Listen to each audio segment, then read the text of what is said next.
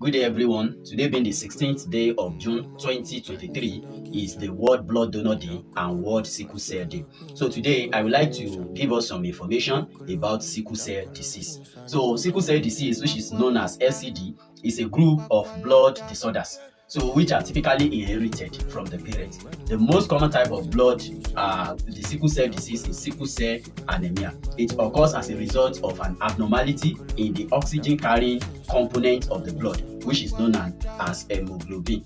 We know that hemoglobin contains the Mf group and the globin part. So this globin part contains protein.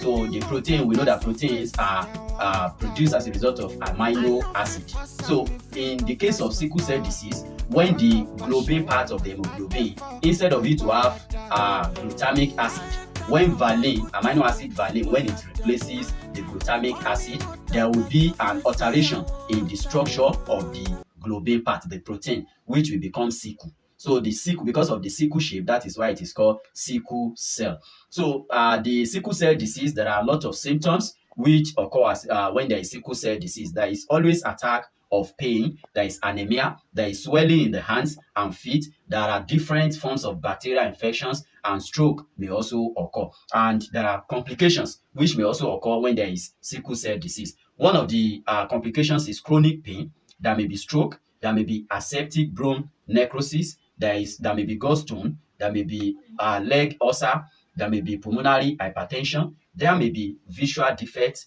kidney problems, and a lot of other diseases.